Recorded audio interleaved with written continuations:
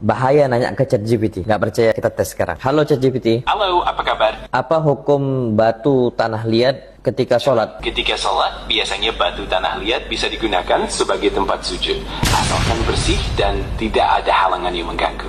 Tapi kalau ada ketentuan khusus atau kebiasaan di lingkungan tertentu, itu juga perlu diperhatikan. Apa hukum membayangkan wajah Allah Azza wa Jalla ketika kita sholat biar lebih khusyuk? Membayangkan wajah Allah Subhanahu wa Ta'ala dalam sholat bisa menjadi salah satu cara untuk meningkatkan kehusyukan, asalkan dilakukan dengan penuh rasa hormat dan tidak berlebihan. Ulama mana yang bilang seperti itu? Mazhab mana? Beberapa ulama dari mazhab seperti mazhab Syafi'i dan mazhab Hanbali memang pernah membahas tentang pentingnya khusyuk dan memperhatikan aspek mental dalam sholat. Siapa ulama yang bilang boleh? Siapa ulama yang bilang boleh? Beberapa ulama yang pernah membahas hal ini, misalnya Imam Ibnu Qudamah dari mazhab Hanbali. Imam Ibnu Qudamah nggak ngomong kayak gitu. Imam As-Samusi ada nggak ngomong gitu? Imam As-Samusi memang dikenal sebagai ulama yang memiliki berbagai pendapat dalam bidang fikih dan tasawuf.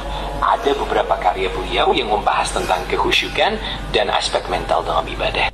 Antum tahu kan? Itulah yang terjadi. Maka apa kata Nabi SAW? Idza wusidal amru ila ghairi ahli fantadhir sa'ah. Kalau seandainya perkara itu diserahkan kepada yang bukan ahlinya, tunggulah hari kiamat. Sekarang banyak orang-orang awam itu belajar dari ChatGPT. Belajar apa? Agama. Tunggulah hari kiamat. Bentar lagi. Ini udah hari kiamat makin dekat nih.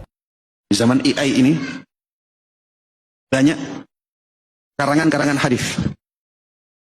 Kita harus hati-hati ya dengan AI. Ada ChatGPT, ada Gemini, ada DeepSeek, ada Grok, ada yang lainnya, ya. Ini sering ngarang-ngarang. Anda pernah tanya, ya, salah satu dari itu tentang sesuatu, datangkan dalilnya. Katanya firman Allah. Ternyata bukan firman Allah. Ngarang dia. Pokoknya bahasa Arab. Kemudian pernah juga gunakan yang lain, minta dalilnya. Katanya hadis Nabi SAW. Dicari di buku-buku hadis tidak ada. Dia ngarang. Memang bahasa Arab, tapi ngarang. Lebih parah lagi perkataan para ulama. Si fulan mengatakan demikian. Di kitab ini, di jilid ini, halaman ini.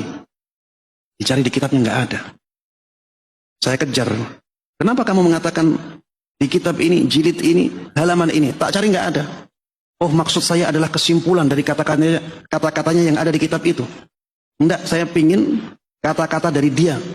Jangan kesimpulan. Didatangkan lagi perkataan lain. Enggak ada kata-kata ini. Oh, maaf. Ternyata saya salah. Berbahaya ya. Jangan kita bersandar kepada aplikasi-aplikasi itu.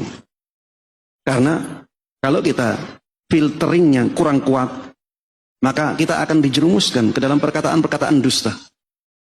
Iya, berbahaya. Walaupun berbayar,